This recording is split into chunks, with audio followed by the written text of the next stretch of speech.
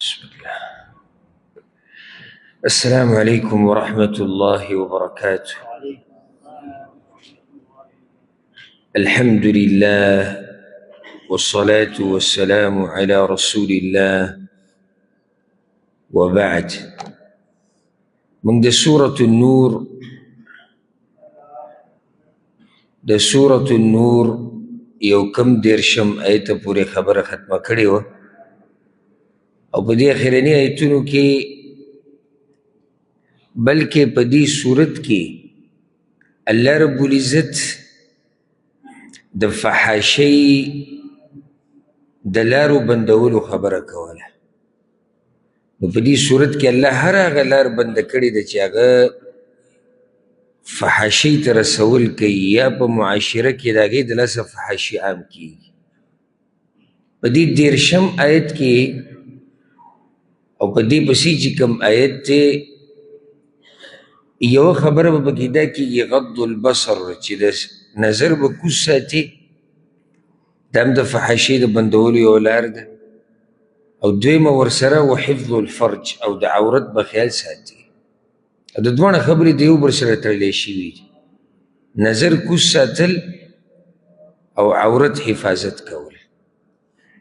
چې کله دې د نظر حفاظت کو د عورت به حفاظت کیږي، او چې کله دې د نظر حفاظت نه کو د عورت حفاظت نه کیږي. دا یقیني خبره ده، د یو بل سره تړلی شوي د یو بل سره تړلی شوي.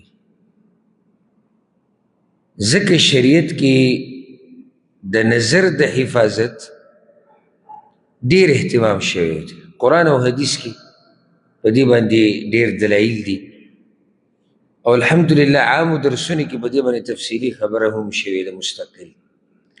ابو سعید الخدری رضی الله عنه روایت دی، یا په صحیح بخاري صحیح مسلم کې دی، چې رسول صلی الله علیه وسلم ملګرو ته وویل چې تاسو په دې لارو کې مه کښېنئ، ایاکم والجلوس فی الطرقات. هغه یا رسول الله ما لنا بد، هغه لازم دی چې موږ به دلته کښېنو، زموږ بل ځای نشته، دلته موږ راجمع شو، دلته موږ خپلې خبرې کوو، جرګې کوو. رسول الله صلی الله علیه وسلم ورته وایي چې فاذا ابیتم الا المجالس فاعطوا الطریق حقها. که تاسو وایئ چې دې ته ضرورت دی او لازم دی، نو بیا د لارې چې کوم حق دی هغه به ادا کوئ. هغه ورته یا رسول الله د لارې څه حق دی؟ نو اولنی حق یې ورته ذکر کړو غض البصر، د سترګو به حفاظت کوئ. یو حدیث کې راځي رسول صلی الله علیه وسلم وی فزین العینین النظر، د نظر زینا دا ده په دې باندې کته، د نظر زینا دا ده په دې باندې کته. او نن سبا زموږ په دې زمانه کې د سترګو حفاظت کول ډېر ګران کار شوی دی، ډېر ګران کار دی. او زم چې په دې زمانه کې یو سړی خپل نظر حفاظت کوي که نه، نو دا یقیني چې ډېر دینداره سړی دی او الله والا سړی دی ظاهره کې چې کوم ښکاري. ځکه چې نن سبا د نظر حفاظت ډېر ګران شوی دی. نو نظر حفاظت او د عورت حفاظت چې له دې د خیال وساتو، دا د فحاشۍ د بندېدو یوه لار ده. أعوذ بالله من الشيطان الرجيم بسم الله الرحمن الرحيم قل للمؤمنين ويا مؤمنان يغضوا من أبصارهم چخکتك باز نظر نخبل ويحفظوا فروجهم او حفاظت وكد عورة نقبلوا ذلك أزكى لهم دا کار پاک ساتون کې د دوی لره ان الله خبیر بما یصنعون، یقینا الله پوهه دی په هغه څه چې دوی یې کوي. حدیث کې یو خبره دا ده چې دا کار د دوی لپاره پاک ساتون کې دی. دا خبره یاده کوي، کله چې د بعضو ته نصیحت وکړي که نه، چې دا حرام دي دې ته مه ګوره، د دې زنانه سره ستا خبرې اترې ناروا دي، دې سره لاس لګول حرام دي، غوسه شي سور شین شي، ته به وایې چې په دې کې د الله فایده ده، یا ته به وایې چې په دې کې د عالم فایده ده. الله وایي ذلک ازکا لهم،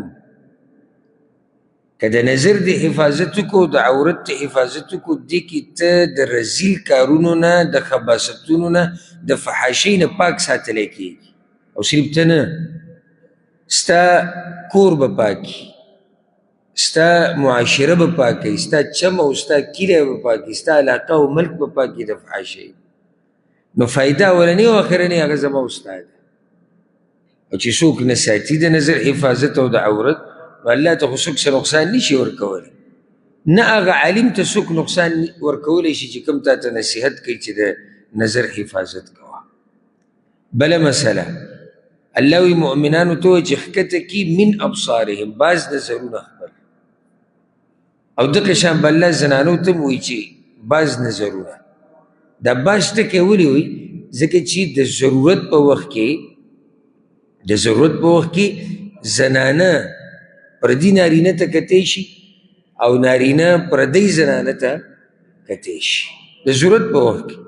مثال لکه ډاکټر شو او د علاج دپاره زنانه راله او څوک زنانه نشتی چې د هغې علاج وکړي، او دغه شان د نارینه مسله ده. داسې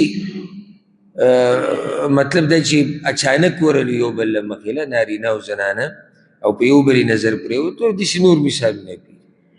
نو دا بعض چې ویلي دي، معنی هغه چې د کمې ګنجایش په شریعت کې شتي او د عذر د لاسه، په هغې الله رب العزت تا نه رانیسي.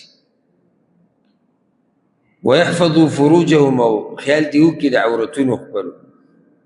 عورت ته چې دی که نه، دا مسله یاده کې، عورت ته اشاره د سترګې په طرف ځي، دا مسله یاده کړي. دا اولنۍ چې کومه دروازه کولاویږي د فحاشۍ، او د هغې نه بعد بیا په عورت سره دغه فحاشي کېږي، هغه په نظر سره. نو چې د نظر د حفاظت وکړو، نو الله رب العزت په ستا عورت او تا د فحاشیانو نه لرې ساتي.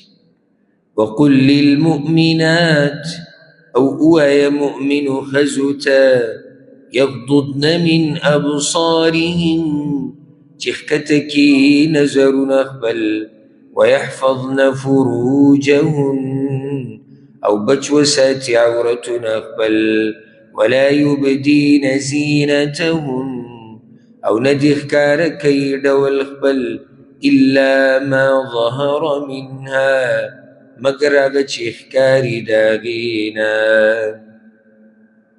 زنانې دپاره هم دغه حکم دی چې دا به د نظر حفاظت کوي، او دا به د عورت حفاظت کوي. او زیاتي ورسره دا کړه چې ولا یبدین زینتهن، او زنانه به خپل ډول نه راښکاره کوي، مګر هغه چې کوم ښکاروي. اوس د دې ډول نه مراد څه دی؟ نو ډول هغه چې دلته ترې مراد دی چې الله وایي نه به یې ښکاره کوي، هغه درې قسمه خبرې پکې دننه راځي. یو د زنانه د کپړې، کمی کپړې چې اچولي دي او ځان یې پې سینګار کړی دی او ډول یې کړی، دا به نه ښکاره کوي پردو خلکو ته. دویم کم کالی چې دی استعمال کړی د ډول او سینګار دپاره، دا به نه ښکاره کوي. دغه شان رانجې لګولي دي، یا لاسونه یې سره کړي دي، یا نور سره ډول څه کړي، دا به نه ښکاره کوي. الا ما ظهر منها، مګر هغه چې ښکاره کېږي عادتاً. ښکاره کېږي څه؟ یعنې د دې بورکا، هغه پړونې، څادرې چې په سر راچولو، دا هم کپړه ده که، خو دا لازم ښکاره کېږي. الله وایي دغې کې څه حرج نشتی که د زنانه پرده بورکه ښکاري، څادر، پړونې، په دې کې څه حرج نشتی. اگر که دې کې نور هم اوږد تفصیل شتي، خو واضح هغه دا دی. او مطلب دا شو چې زنانه به خپل ډول او سینګار پردو نارینهو ته نه راښکاره کوي، هغه به پټوي. الا آغا چې کم ښکاري لکه د هغې ظاهري چې کوم لباس دی او له پاسه د هغې لباس چې د هغه دغه برقه ده او پرده ده نو که دا راښکاري شي په دې کې څه حرج هغه نشتې. د هغې نه بعد الله رب العزت وایي وَلْيَضْرِبْنَ بِخُمُرِهِنَّ عَلَى جُيُوبِهِنَّ او وادي چي صادر خپلې په ګریوانونو خپلو باندې. په صادر به په سر راواچوي نو هغه به راپرېوځي په ګریوانونو باندې. او دا دلیل په دې هم دی چې زنانه به مخ پټوي. که بعض اوس دا مسله شروع کړې ده چې زنانه دپاره مخ پټول وي دا لازم نه دي. د فتنې مرکز چې دی هغه مخ دی. ته به تعجب وکړي وایي زنانه به د پردو سړو نه لاس پټوي، لاس به او مخ پټول لازم نه دي. دا عجیبه مسله نه. مخ چې دی دا د فتنې مرکز دی. نو د چې صادر رواچي په سر باندې او بیا راپرېوځي په ګریوانونو خو دلیل دی په دې باندې چې دا غټ صادر دی چې دا په مخ باندې هم راغلی دی.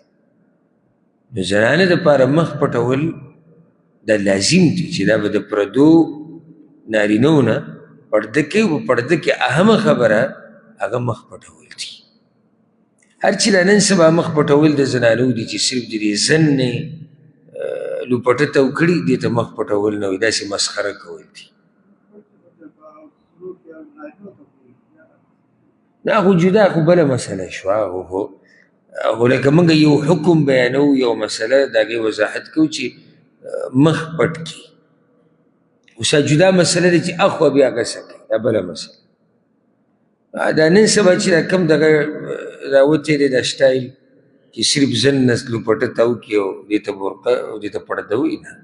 دوی به یو فتنه بله راوتی نن سبا دا ماسک لګول.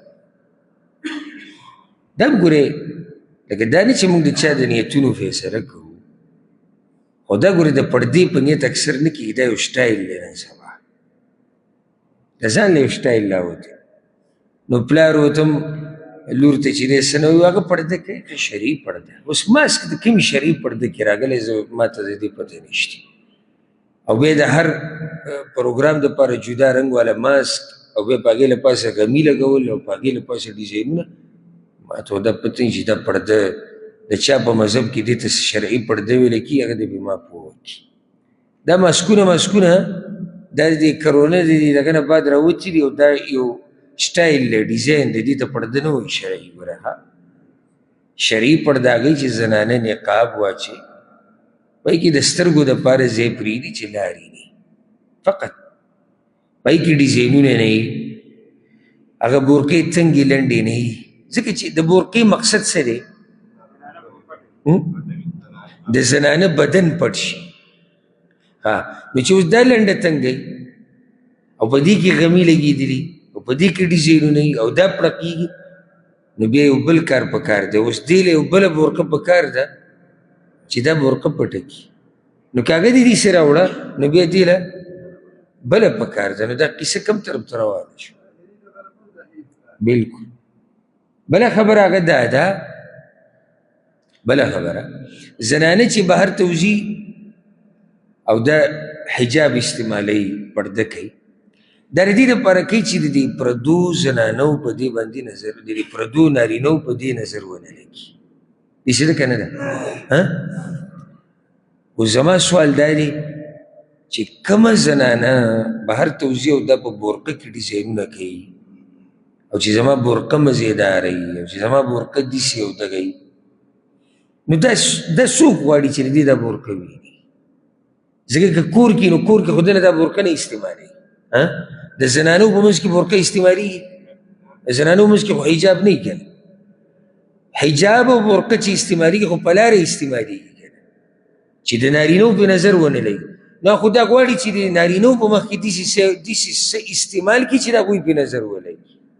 دا خو ځان له بله فتنه شو.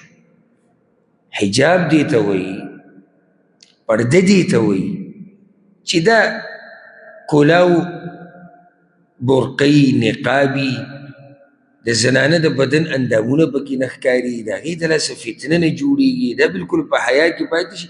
برقه دې ته وایي، نقاب دې ته وایي. نو زنانه دپاره مخ پټول لازم دي.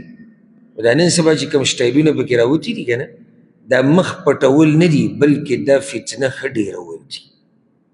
بعض نقابونه داسې والعیاذ بالله، بعض نقابونه زه یم چې په هغې کې دومره فتنه ده، که د دې په ځای دا نقاب بلکل نه وی کړی نو هغې به دومره فتنه نه وی جوړه کړې.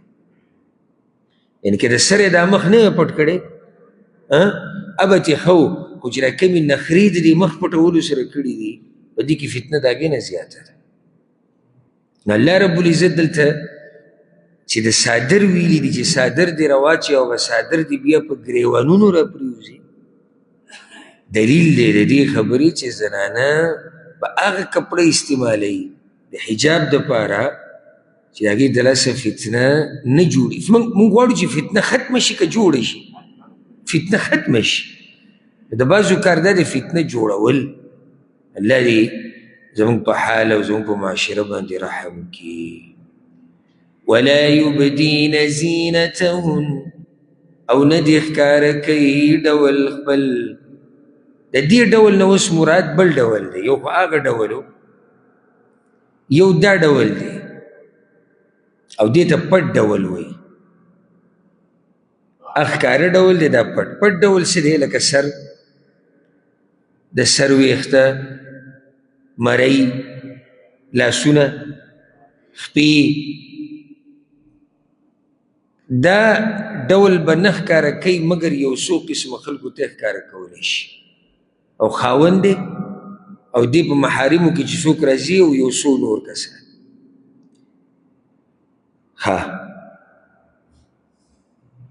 ولا یبدین زینتهن، او نه دې ښکاره کوي ډول خپل. ډول نه مراد څه دي؟ لاسونه شو، خپې، د سر ویښته، مرۍ. دا دې نه ښکاره کوي مګر الا لبعولتهم، مگر خاوندانو خپلو ته. دا خو واضحه ده، خاوندانو ته د دې نه ډېر څه ښکاره کولی شي، نو اجازت دی ورته. او آبائهم، یا پلارانو خپلو ته. او آباء بعولتهم، یا پلارانو د خاوندانو خپلو ته. څوک دي دا؟ سخرت.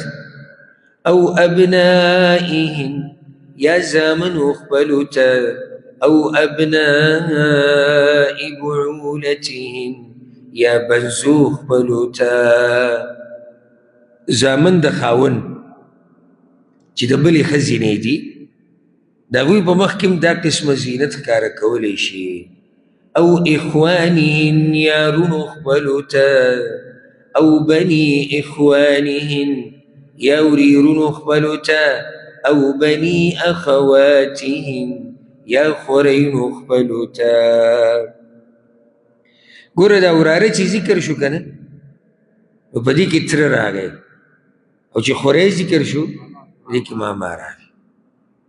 یعنې یو زنانه د تره په مخ کې دغه ډول ښکاره کولی شي، او دغه شان د ماما په مخ کې. ولې ځکه دوی محارمو کې راځي، دوی سره نکاح د دې زنانه هغه همیشه دپاره څه ده؟ هغه حرامه ده. او نسائهم، یا زنانو خپلو ته. د څوک دي؟ مسلمانې زنانه، یعنی مسلمانانې زنانه دي، د هغوی په مخ کې زنانه د خپل ډول ښکاره کولی شي. د کافرانو زنانو په مخ کې احتیاط پکار دی. ولې؟ ځکه چې په هغوی یقین نشي کېدی. کېدی شي هغوی داسې څه قدم اوچت کړي چې د دې زنانه هغه عزت ورسره ختم شي. نو ځکه الله رب العزت او نسائهم، یا زنانو خپلو ته. زنانو خپلو نه مراد مسلمانانې زنانې دي.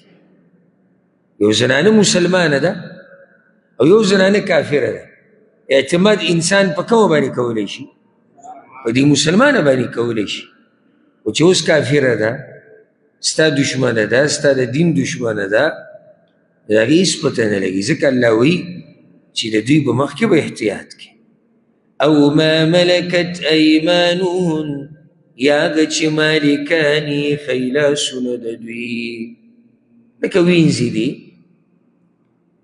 غلامان دي، او التابعین یا خدمتګاران، غیر اولی الاربه چې نه دي شهوت والا، من الرجال د سړونه. که داسې خادمان دي یا داسې یو مشر دی چې د هغه شهوت ختم شوی او هغه زنانو کې رغبت نه لري، نو د دوی په مخ کې د دې قسمه خادمانو او خدمتګارانو په مخ کې که چېرته د زنانه لاس کاره شي، خپې، سر د سر ویښته، دې کې څه حرج نشته. او الطفل یا ماشومان الذين لم يظهروا على عورات النساء، هغه چې نه دي خبر شوي په عورتونو د ښځو باندې. د داسې ماشومانانو هلکانو په مخ کې هم زنانه چې دی دغه قسمه ډول ښکاره کولی شي، خو شرط کم ماشومانان چې هغه د زنانو په عورتونو نه دي خبر. نن سبا په دې باب کې هم احتیاط چې دی هغه کم شوی دی. ثابت سړی وي او هغه به دننه زنانو منځ کې راځي، دا ماشوم دی. نو د بعضو هغه ماشوم چې د 20 کالو وي، بعضو زنانو ماشوم د 20 کالو کې ته ورته ووایي چې دا یار چې در روان کړی دی نو ثابت سړی دی، دی خو غریب اوس وي، د 20 کالو دی دا ماشوم، دی خو بالغ دی. دغه موږ قصه نه کوو، قصه د ماشوم کوو چې لا بالغ نه دی. دا بیا په 2 قسم دی. یو نیم ماشوم ته دې که خیال کړی دی پوهیږي د زنانه په دې بدن او د هغې په دې اندامونو باندې، نو نظر ساتي په زنانه باندې، ګوري راګوري ورته، بیا وروسته قصې هم کوي چې هلته زنانه کپړې داسې اچولې وي، هغې داسې اچولې وه، هغه داسې وه او هغه بدن نه داسې وه. دا قسمه ماشوم د کور ته دننه پرېښودنه دي پکار، پردی. دا پردی ماشوم کور ته چې زنانه پکې سرې وي، دا پرېښودنه دي پکار. یو نیم هغه ماشومي دویم قسم چې کوم دی، هغه دې قصو سره کار نه، خپلې لوبې کوي، خپل ګپ شپ لګوي، نه زنانو ته داسې جور ګوري، نه د کپړو سره کاري د زنانو، نه د زنانو د بدن سره کاري. نو د دې ماشومانانو په مخ کې الله وایي که زنانه دغه قسمه ډول ښکاره کوي نو په دې کې څه حرج نشته. بله مسله، یو بله مسله به هم ذکر کوم اگر که زموږ نه په ټیم لګي، دا مسلې اهمې دي. زموږ د معاشره کې یو مشکل دا دی، که موږ چاته دا ووایو چې ستا دا ماشوم دا زوی چې دی دی لوی شوی دی، دی دننه مه پرېږده کور ته، چا کری مه پرېږده، نو په دې موږ خفه کېږو که دا ځان له بله جاښه جوړول دي. که نه زما دا خبره غلطه ده. اوس ده چاته ووایي چې پلانیه ستا دا کوړمه راله، خو ستا دا زوی دا خو لوی سړی دی، دا دې ځان له دشمني وکړه. کم سړی چې په دې خفه کېږي، کم سړی چې په دې قسمه خبرو خفه کېږي، دی نه د شریعت نه خبر دی او نه دی د دې د نقصان نه خبر دی. اسیب دې خبرې راغستی دی چې اوړي کېده اوړي کېده اوړي. د نن سبا د وړو نه ته څه خبرې، دا هغه واړه نه دي. ته دا سوچ دی چې دا هغه پخوانی وخت دی چې هغه لوی سړی به یو سړی وه به د سره خبره نه وه. نه، بله خبره یاده کړه، دې کې زما او ستا د بچي خیر دی. یعنې که ما ته اوس څوک ووایي که نه چې ستا دا بچی لوی شوی دی، دې زه دننه نه پرېږدمه، نو زه یې شکریه ادا کوم، دی زما د بچي هم خیر خوا دی، دی زما د بچي دپاره هم خیر غواړي. یوازې دا نه چې دی د خپلو زنانو دپاره خیر غواړي، دی زما د بچي دپاره هم خیر غواړي. دی غواړي چې دی هم په فتنه کې پرېنوځي. ځکه چې کوم ماشوم چې په دې خبرو پوه شي او دی بیا هم د زنانو په منځ کې ناسي، نو دا د ده لپاره لوی فتنه جوړول دي او د دې تربیت په دې قصو باندې کېږي. نو دوه خبرې یادې کړي. یو په خپله خپلو بچو ته وایي، کله تا ته پته ولګي چې زما دا زوی دی اوس هوښیار دی، پوهېږي، نظر ساتي په هر څه باندې، نو په خپله ورته وایي چې ګوره دننه به نه ځي چا کره، هغه چا کره به نه ځي چې هغه محارمو کې نه راځي، هغه زنانه او پردی دي، ته به دننه نه ځي. دویمه خبره، او که څوک درته ووایي چې دی دې دننه نه ځي، نو په دې طبیعت مه خرابوه، دا د هغه حق دی، دننه د هغه زنانه دي او شریعت هم درته ویلي دي، او ما تاسو ته ووایي چې دی ستا د بچي او ستا د کشر هم خیرخوا دی. په دې خبرو خفګان نه دی پکار. ولا يضربن بأرجلهن، او ندی وهي خپې خپلې په ځمکه، ليعلم د دې لپاره چې معلوم شي ما يخفين من زینتهن، هغه چې دوی یې پټوي د ډول خپل نه. مقصد په دې کې چې دی هغه دا دی چې کم ډول د زنانه پټي هغه به خلکو ته نه راښکاره کوي. په هغې یو قسم ذکر شو، هغه دا چې زنانه په لاره روانې او په کس خپې راچوي ځمکې له په زوره، چې پته ولګي د څه، د پانزیب، د سینډل، دا هم فتنه ده. زنانه چې په لاره روانې دا به په داسې طریقه روانې چې د دې کوم پټ سینګار او ډول چې دی هغه هم بهر راښکاره نه شي. او بیا درته وایم ګورئ، خصوصا هغه خلک کوم چې لیبرل دي او علمانیان دي او د دې دین نه خپوي والعیاذ بالله، هغوی ته چې دا قسم مسلې ذکر کړي په دې هغوی سخت خفه کېږي.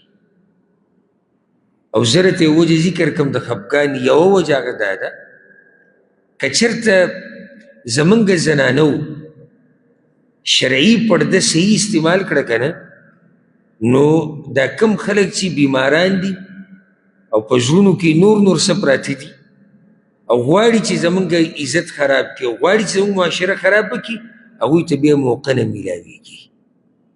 ورسېدلی که نه؟ اوس که چېرته زنانه شرعي پرده استعمال کړي نو دا به چاته ښکاره شي؟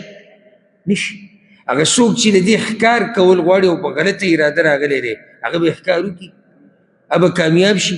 نشي کامیابېدی. نو ځکه په دې خبرو باندې دا بعض خلک یو خاص طبقه پې خفه کېږي. کله چې دې څوک ولیدو چې په دې مسلو خفه کېدو، نو پوه شه چې زړه کې څه چل دی. دویمه وجه دې خبر نه دی، یا خو زړه کې څه چل دی او یا دې د خپل دین نه، د قرآن او د حدیث نه دې خبر نه دی. وتوبوا إلى الله جميعا، او توبه وباسي الله ته ټول، أيها المؤمنون مؤمنانو لعلكم تفلحون، د دې دپاره چې کامیاب شئ. نو دې کې د توبې خبره ولې وکړه؟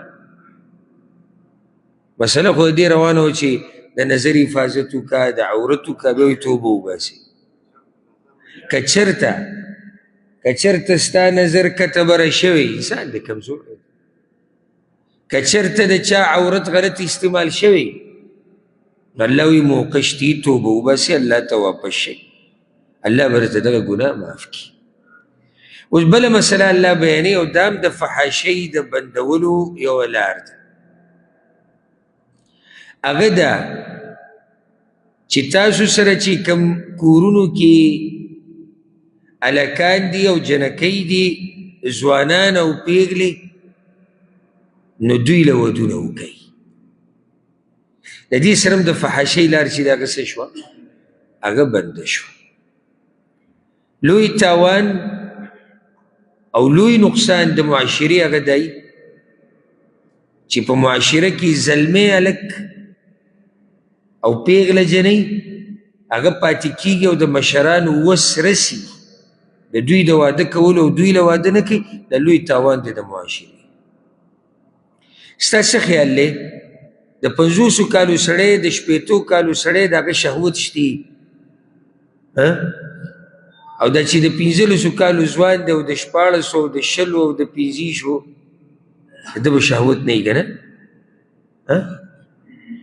نو پلار خو له صفتونه کوي زمونږ هغه ډېر ښه سړی دی ګوره مور پلار هغه مزه کوي چې هغه هوښیاران وي مور پلار هغه مزه کوي چې هوښیاران وي د ځان نه به سړی کمقل نه جوړوي نه نه په دې مسله کې زمونږ هغه زوی نه دی هغه ترې مستثنا دی ډېر ښه سړی دی او زمونږ جنۍ ډېره ښه جنۍ ده ستا څه مطلب دی چې لکه دا لور به تا پسې راځي او تا ته به وایي چې ما واده کړه یا ستا دا زوی به تا ته وایي چې ما له واده وکړه نور زما شهوت ډېر شوی دی زما نه صبر نه کېږي بیا به ته ومنې چې او د ده واده ته زړه کېږي عقل استعمالول پکار دي دا خو انسان پیدا شوی داسې دی پیدا شوی داسې دی چې هلک بالغ شي جنۍ پیغله شي د دوی شهوت دی بیا دا عمر داسې دی د عمر د ځوانۍ د خصوصا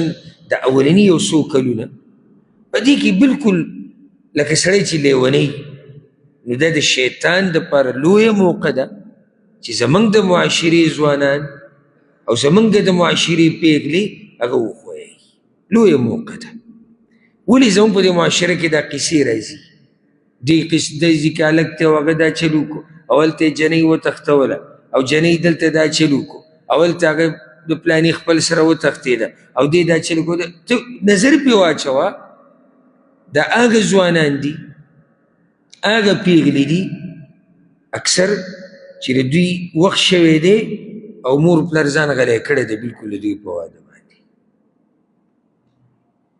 د هغې هم بیا اسباب دي چې ولې داسې کېږي زه هغې له نظم خو لنډه خبره دا ده چې کور کې دي ځوان هلکي او پیغله جنۍ او وس دې رسي چې څومره زر د دوی د واده کیسه ختمولی شي مه ختموه ختمه یې که څومره زر چې ختمولی او دا راته ووایم دا ګوره ستا د دې خپل بچي سره ښه کول دي ګورې دا ستا د دې خپل کشر سره که رور دي دی که زوی دي دی که بل څه رشته دي ده ستا دا د ده سره ښه کول دي او که هغه کشر ستا هلک دی او که هغه جنۍ ده ښه کول ورسره دا دي چې ته ورله زر واده بیا دا خبرې چې نه دا سبق ولې سبق د واده سره نه کېږي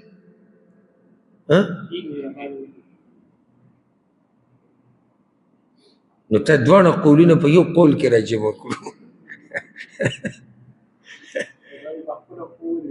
کېږي نو د خپلو خپو ودرېده پته نه شي چې څه ته وایو موږ په خپو باندې ودرېده اوس داسې لکه صحیح ده یو کس قمقل دی لکه یو پته لګي چې قمقل دی عقل برابر پوره نه دی ښځه نشي ساتلی نه پوهېږي په دې قیسو نو مور پلار یې یو خبره وکړي صحیح ده خو چې اوس ځوانۍ ته رسېدلی او ښه هوښیار دی او ښه پوهېږي او وس رسي دا پکې شرط دی ګورې د مور پلار وس رسي یو اوس نه رسي اوس نه رسي الله یې تپوس نه کوي تا نه خو چې اوس یې رسي نو دا ورسره ستا ښه کول دي او پرېږدئ دا قیسې پکې چې انسان دا بعض مور پلار چې دی دا بعض مور پلار د بچو په رشتو باندې خپله خپلولي ساتي او خپله پښتو پې سر ته رسوي د دې نه ځان لرې کوي د دې قسمه خبرو دا بچې د ده د ژوند مسله ده د دې لور د ژوند مسله ده زما پښتو او زما رشته داري او زما خور خفه کېږي او زما رور خفه کېږي او زموږ هغه نیکه خفه کېږي دا ټولې خبرې غاړې ته کېده ته به سوچ کې د بچي د ژوند په باره کې نو ځکه الله رب العزت دلته اوس مسله هم دقه بیانوي وأنكحوا الأيام منكم او نکاح وکئ د بې واده ستاسو نه وأنكحوا خیال هم دی او نکاح وکئ د بې واده ستاسو والصالحين من عبادكم وإمائكم او د نیکانو د الکانو ستاسو یا د غلامانو ستاسو او وینځو ستاسو نه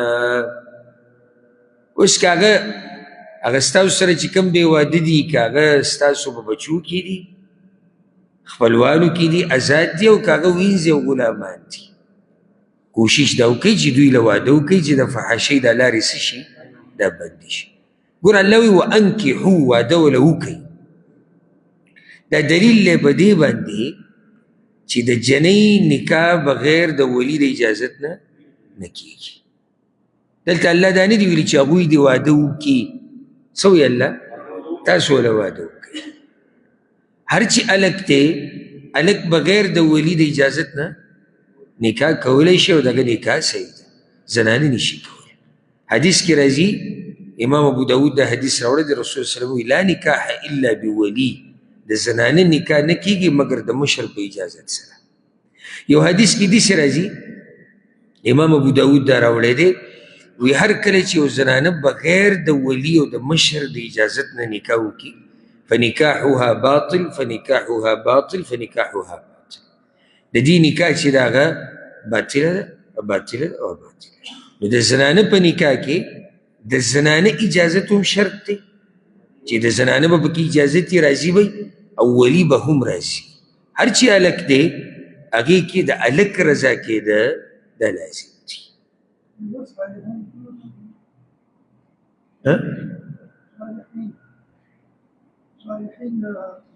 چې یعنې اراده یې د پاک دامنۍ د ځان د ساتلو د فحاشۍ نه د فحاشۍ لار بندول غواړي نو د هغوی دپاره ودونه وکوي.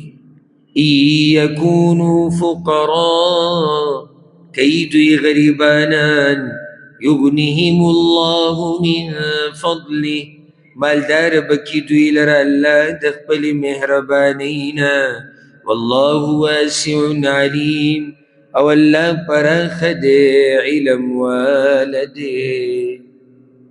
اوس که غریبانان نو ته به دا ورد نه کوي چې داسې دي غریبانان دي الله وی ته وله واده وکړه الله به مالداره کړي. نو د دې نه دا مسله راووته الزواج من اسباب الثراء. واده چې دی دا د مالداره کېدو ذریعه ده. واده د مالداره کېدو ذریعه ده. او په دې کې تعجب مه کوو چې سړی وایي دا څنګه هر دې جومات کې چې اوس څوک کوم دی او څوک زما دا خبره اوري او د هغه واده یي او بچي دې سوچ وکړي نو په دې خبره کې ستا چې واده نه و ستا چې ښځه نه و بچي نه و تاسو دومره پیسې وي دا اوس چې سره دي کیدای شي چېرته شاذ و نادر هغه هم په میراث کې به ډېر مال پاتې شوی او جیداد یې به وایي زموږ خو پوخان و هغه ته پوخاني قصې پرېږده لرې کړه خو جیداد ته یادې ستا مالي حالات داسې وو لکه څنګه چې اوس دي دی به وایي چې نه زما نه ستا نه د بل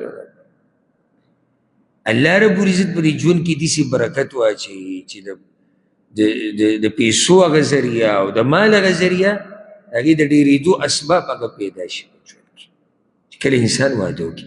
بله دا چې د زنانه دپاره رزق پیدا کول د چا ذمهواري ده؟ د دې سړي.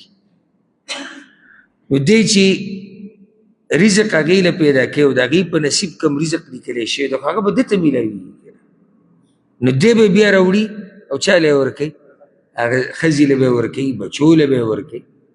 نو الله رب العزت دغه شان ده ته لارې کولی وکړي. عبدالله بن مسعود رضی الله عنه دا قول نقل دی وی مالداري لټوئ په واده کولو کې. عبدالله بن عباس رضی الله عنهما دا قول نقل دی. ابو بکر الصدیق رضی الله عنه دا قول نقل دی. وی الله تاسو ته ویلي دي چې نکاح وکئ تاسو د الله دا خبره ومنئ او الله به خپل لوز پوره کړي. هغه لوز څه کړی دی چې الله به یې مالداره کړي. نو ته د الله حکم ومنه الله خپل لوز پوره کوي. دغه شان د عمر ابن الخطاب رضی الله عنه هغه هم دا قول نقل. او زه به ته یو حدیث ذکر کړم امام احمد ابن حنبل په مسند کې راوړی امام ابن ماجه هم راوړی. رسول صلی الله علیه وسلم وایي ثلاثة حق علی الله عونهم. درې قسمه خلکو په الله باندې حق دی الله به دوی مرسته کوي. درې قسمه خلک په الله حق دی الله به مرسته کوي. اولنی هغه ذکر کړی دی هغه ځوان چې د نکاح اراده ده د دې دپاره چې ځان د فحاشیانو نه وساتي رب العزت به د ده مرسته کوي دی به د نکاح کولو کې کامیابېږي. نو که د چا هم اراده وي او نیت یې دی، ګوره نیت ته پورې خبره، نیت دا دی چې زه نکاح ولیکم، واده ولیکم چې زه د فحاشۍ نه بچ شم، زه د الله د نافرمانۍ نه بچ شم، زما د نظر حفاظت وشي، زما د عورت حفاظت وشي، رب العزت به دته دا کار به اسانوي. والله واسع علیم، او الله پراخ دی، علم واله دی. وليستعفف الذين لا يجدون نکاحا، او ځان دې پاک ساتي هغه کسان چې نه مومي نکاح لره، حتى يغنيهم الله من فضله، تر دې پورې چې مالداره به کړي دوی لره الله د فضل خپل نه. دا اوس د هغه چا مسله بیانېږي چې د هغوی وس نه رسي، د واده کولو وس یې نه رسي. نو چې د چا وس نه رسېږي بس ورځه چې به څه باندې ورلي، الله وایي نه، اول یې تا ته ووایي نکاح وکړه، واده وکړه، یا الله نو زما خو وس نه رسي، نو چې وس دې نه رسي نو بیا ځان پاک ساته د فحاشۍ.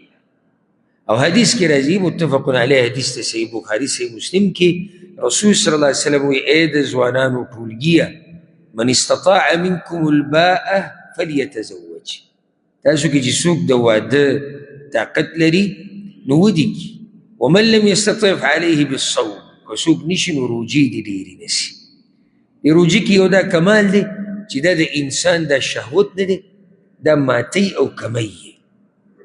لکه اوس زمونږ د ټولو روجه ده الحمدلله، او هر انسان ته دا خبره محسوسي چې کله دې روجې نیولي که نه، نو د انسان د تقوا او د دیندارۍ کیفیت هغه بدلي. په دې روجې کې الله رب العزت داسې کمال اچولی چې کله دې روجې نیولي که نه، هسې به دې زړه کېږي چې ما د قرآن تلاوت وکړه. روجې چې کله تا نیولي زړه به دې کېږي چې د جومات نه زه زر ونه وتې. نور کله چې روجې دې نه وي بوزئ، یو منډی چې جومات نه سړی ووت، یاره چې دا مونځ به اوږد کړی، یا موږ چې لکه دې درس ته ناست شو، سړی به هسې روجه ده، د الله کلام به واورو، د الله کلام به زده او خوند کوي. نو رسول صلی الله علیه وسلم وایي چې د چا وس نه رسي هغه دې څه وکړي، هغه دې روجې ونیسي. بله مسله دې آیت کې دا ذکر کېږي چې یو کس مکاتبي، نو تاسو یې مرسته کوئ. مکاتب هغه مري ته ویلی کېږي، هغه غلام ته ویلی کېږي چې هغه دا غواړي چې د خپل سید او سردار نه ځان آزاد کړي، نو د خپل مشر سره اتفاق وکړي چې زه به تاله دومره پیسې در کومه او ته به ما ازادې. الله رب العزت وایي چې تاسو د دې غلام او د دې مري مرسته وکړئ چې دی آزاد شي، او دا دلیل دی په دې باندې چې شریعت دا غلامي نه خوښوي بندګانو لره، ځکه دلته امر کړی دی چې دوی آزاد کوي یا کوشش وکړي د دوی د آزادولو یا مرسته وکړي. والذین یبتغون الکتاب، او هغه کسان چې لټوي مکاتب کېدل، مما ملکت ایمانکم، د هغه چا نه چې مالکان دي ښی لاسونه ستاسو، فکاتبوهم، نو مکاتب کوي دوی لره، ان علمتم فیهم خیرا، که پیژنئ تاسو په دوی کې خیر. دا خبر الله هغه مالکانو ته کوي. لکه یو کس دی هغه سره غلام دی، خو به غلامان اوس خو نه وي، هغه سره غلام دی، مری دی، او هغه راغی ورته وایي چې ته ماته ریټ ووایه، زه به تاله لږې لږې پیسې در کوم او ما آزاد که. الله وایي داسې ورسره وکړه، خو شرط ان علمتم فیهم خیرا، که تا ته پکې څه خیر معلومي چې او د کاروبار کې تکړه دی، کار کسب کې تکړه دی، او د کې خیر دی، د په معاشره کې فحاشي نه خورئ، د غلط کارونه نه کوي، نو بیا صحیح ده. که نه نور څه پکې تا ته معلومي چې یاره کردار یې صحیح نه دی، فحاشیانې کوي، ګډوډ دی، نو بیا خو د ده په ازادولو کې خیر نشته. وآتوهم من مال الله، او ورکی او ورکوی دوی ته د مال د الله نه الذي آتاکم هغه چې درکړی دی تاسو ته. دا اوس د نورو مسلمانانو ته حکم دی، خوشا کې چې کم دی چې تاسو څه وکئ، مال چاله ورکئ؟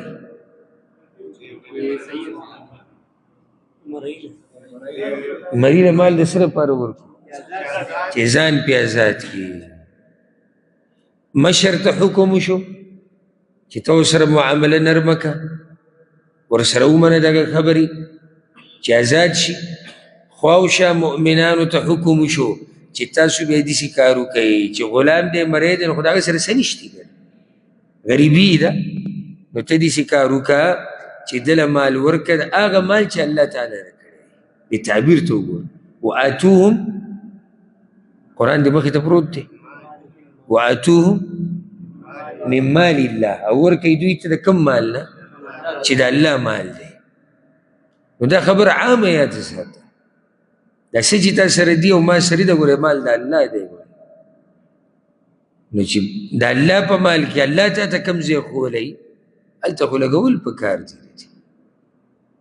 اوس د دې نه بعد بله مسله بیانېږي چې خپلې وینځې به نه مجبوره کوئ په زنا کولو باندې. اصل کې مسله هغه دا ده چې د جاهلیت په زمانه کې دا طریقه وه، هغوی سره به وینځې وي، نو دا به یې مجبوره کولي په زنا کولو باندې چې پیسې وګټئ او موږ له یې راوړئ. عبدالله ابن ابی ابن سلول دا چې د منافقانو سردارو په مدینه کې د سره شپږ وینځې وي، شپږ وینځې ورسره، او په دې ټولو باندې به ده په زور زبردستۍ زناګانې کولې. درې په هغوی کې مسلمانې شوې وي، معاذه، مسیکه او امیمه. نو په دې کې دا دوه رالې په رسول صلی الله علیه وسلم پسې وی یا رسول الله موږ خو اسلام قبول کړی دی، خو عبدالله ابن ابی چې دی هغه موږ نه پرېږدي، په موږ زور زبردستي کوي، موږ وهي، موږ ټکوي چې تاسو به لازم دا زنا کوئ والعیاذ بالله، او ماله به دا پیسې چې دی دا را پیدا کوئ. نو الله رب العزت په دې روانو آیتونو کې منع وکړه، یا په دې آیت کې منع وکړه. او د فائدې دپاره دا خبره یاد ساتئ، د عایشه رضی الله عنها روایت دی چې د جاهلیت په زمانه کې نکاح په څلور قسمه وه. د ښځې او د خاوند میلاوېده نکاح دا په څلور قسمه ده، یعنې د نارینه او د زنانه میلاوېده. د جاهلیت په زمانه کې دا په څو ډول وه؟ په څلور. اولنۍ نکاح همدقه وه، دا کومه چې په دې اسلام کې ده، دا مشهوره چې د یو طرف نه غوښتنه وشي، بیا پکې مشران کینی، ګواهان پکې کینی. یو دا طریقه وه جاهلیت په زمانه کې، دا خو اسلام کې هم ده.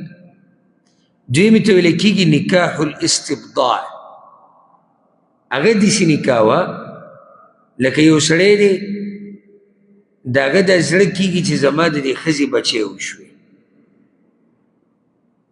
یو سړی دی غواړي چې زما د دې ښځې بچی وشو، خو دا ښځه به یې په بل سړي پسې ولېږله چې د هغه نه یې بچی وشي.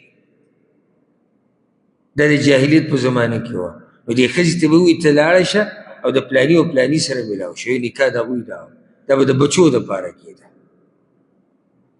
درېمه نکاح د جاهلیت په زمانه کې نکاح الرهط او رهط چې دی دا په عربۍ کې ډلې ته وایي. نو د زنانه به نکاح وشوه د 11 سړو سره، د یوې زنانه نکاح به وشوه 11 سړو سره.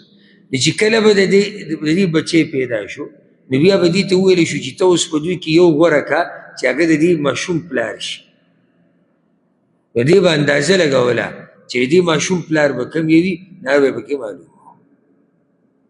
څلورم قسمه نکاح د جاهلیت په زمانه کې هغه دا وه چې په بعضو کورونو باندې له پاسه به جنډې لګېدلې وي او په هغې کې به دعوت ورکړی کېدو دې طرف ته که څوک دلته راځي او زنا کول غواړي نو راتلی شي. دا څلور طریقې.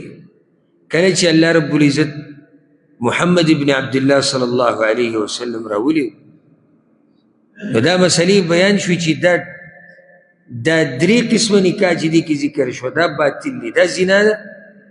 صرف دقه یو نکاح کومه چې موږ په اوله کې ذکر کړه دقه روا ده او دا په شریعت کې شته. نو الحمدلله په دې شریعت کې او د شریعت په منلو کې او په دې باندې په عمل کولو کې لوی خیر پروت دی. الله دې په موږ پوه کړي او الله دې په موږ له د عمل کولو توفیق راکړي. ولا تكرهوا فتياتكم او زور مکوي په وینځو خپلو باندې على البغاء په بدکارۍ ان اردنا تحصنا کچرې هغوی اراده لري د پاک دامنۍ. یعنې هغه ریبانانې غواړي چې موږ پاکې پاتې شو تاسو پې زور راولئ چې نه زنا وکړئ داسې به نه کوو. لتبتغوا عرض الحیات الدنیا د دې دپاره چې لټوئ تاسو سامان د ژوند دنیوي. سامان د ژوند دنیوي څه مطلب دی؟ پیسې ګټل وقتی طور دنیا پې تاسو ګټلی دی. ومن یکرهن او چا چې زور زبردستي وکړه په هغوی فإن الله نو یقینا الله من بعد اکراههن وروستو د زور زبردستي کولو نه په هغوی باندې غفور رحیم بخونکې مهربانه دی.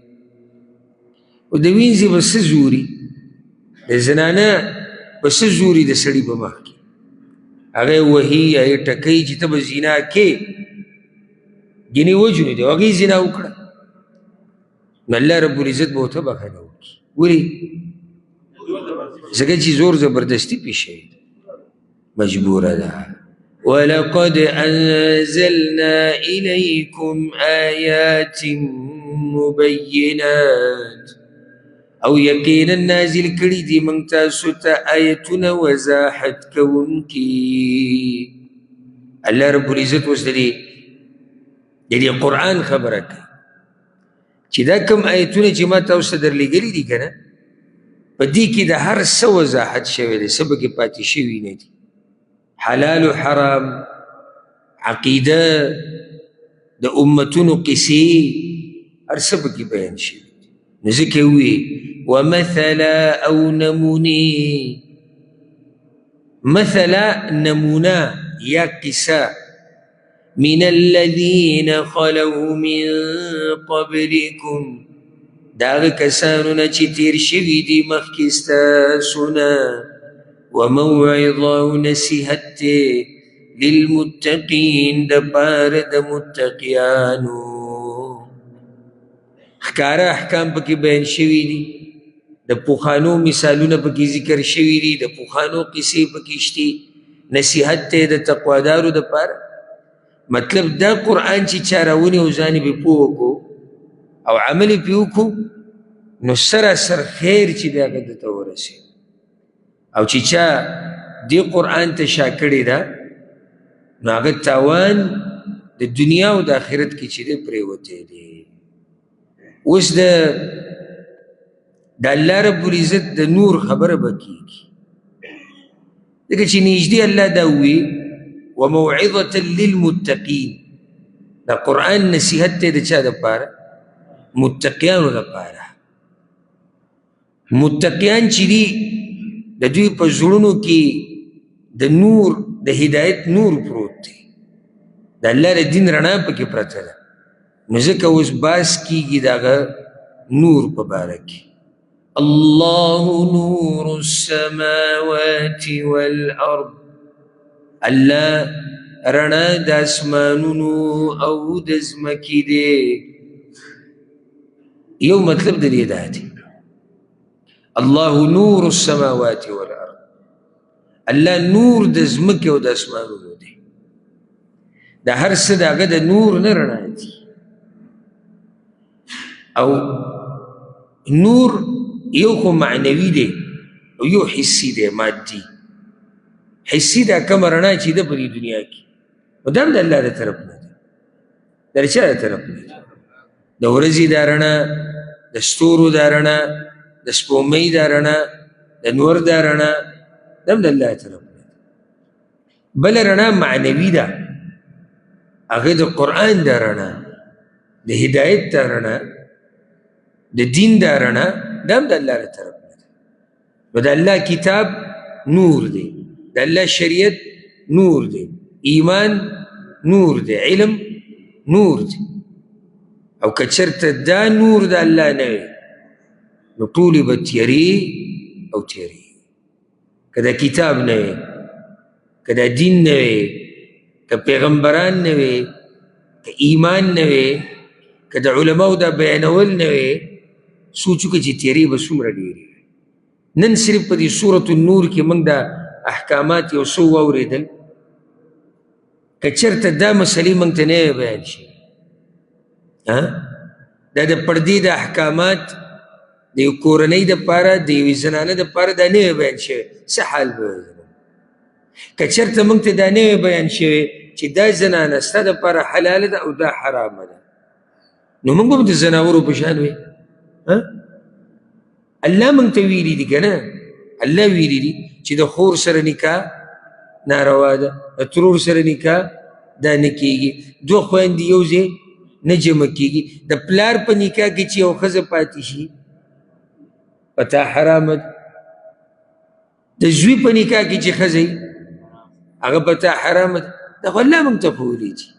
که چېرته دا رڼا نه وي، دا نور نه وي، نو زما او ستا به څه حال؟ بلکل موږ به د زناورو ژوند به بیا تېرولی. نو الله نور د ځمکې او د اسمانونو دی، الله رڼا کوونکی د ځمکې او د اسمانونو دی. ټولې معنی دي کې صحیح دي. النور دا د الله رب العزت په نومونو کې یو نوم دی، النور. او حدیث کې داسې راځي، هغه دعا به تاسو ته یاد وي، تهجد هغه دعا چې به رسول الله صلی الله علیه وسلم وي، صحیح بخاري کې روایت دی، صحیح مسلم کې، اللهم لك الحمد انت نور السماوات والارض. یا الله ستا دپاره حمد او ثنا ده، ته نور د اسمانونو او د ځمکې. اوس الله رب العزت د هغه نور د مؤمن په زړه کې د دغې نور او د دغې هدایت مثال بیانوي. مثل نوري، مثال د رڼا د هغه،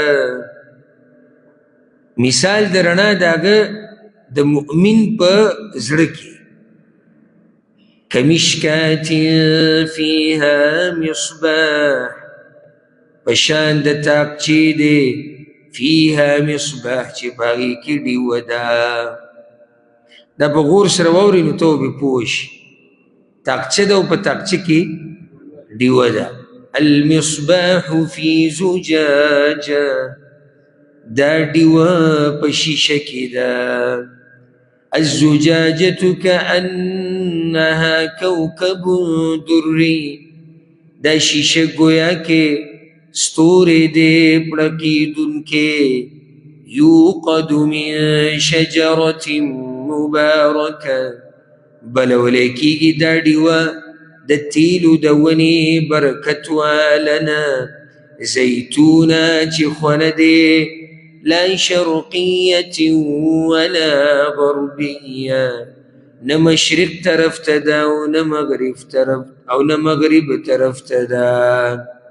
یکاد زیتها یضیء، نږدې دي تیل د هغې چې رڼا وکړي. ولو لم تمسسه نار، اگر که نه یې رسېدلی هغې ته اور. نور علی نور، رڼا ده د پاسه د رڼا. دا مثال د رڼا د الله چې په زړه د مؤمن کې اچولې ده دا رڼا د هغې مثال بیانېږي لکه تاقچه ده نو د تاقچې موږ دلته ویلی شو چې د مؤمن دا سینه ده تاقچه د مؤمن او په تاقچه کې دننه بیا څه ده ډیوه ده ډیوه ایمان دی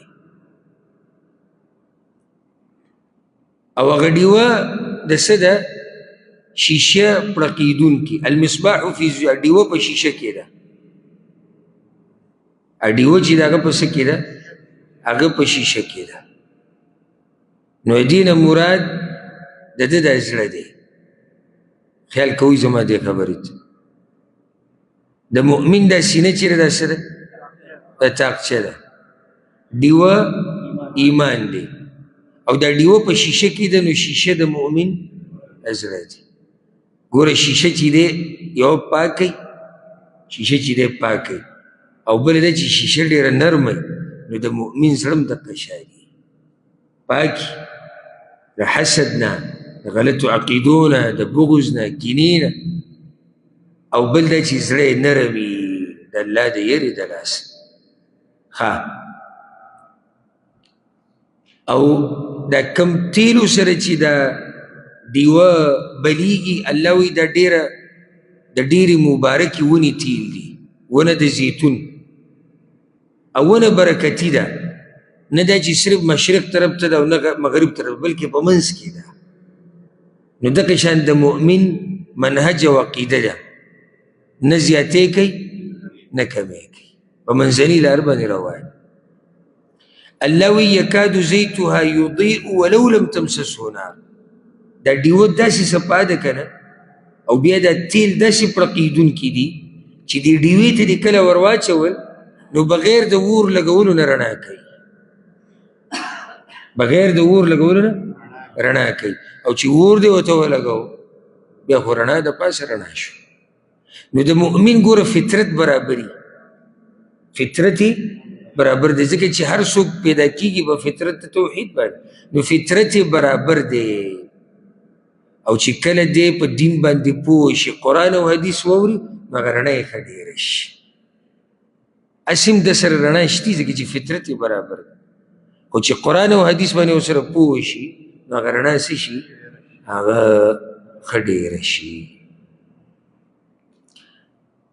د روان آیت به سبا ته پرېږدو ځکه چې دې کې لږ تفصیل پکار دی نو انشاءالله سبا به شروع کوو د 30 نمبر آیت نه الله رب العزت دې موږ ته نور د هدایت نصیب کړي او الله رب العزت دې موږ پوه کړي په قرآن او په حدیث باندې الله رب العزت دې زموږ دا روجې او دا تراویح او دا عبادتونه او دا درسونه دې الله زموږ نه قبول کړي او الله رب العزت دې موږ د هرې فتنې نه وساتي هذا والله أعلم وصلى الله وسلم على نبينا محمد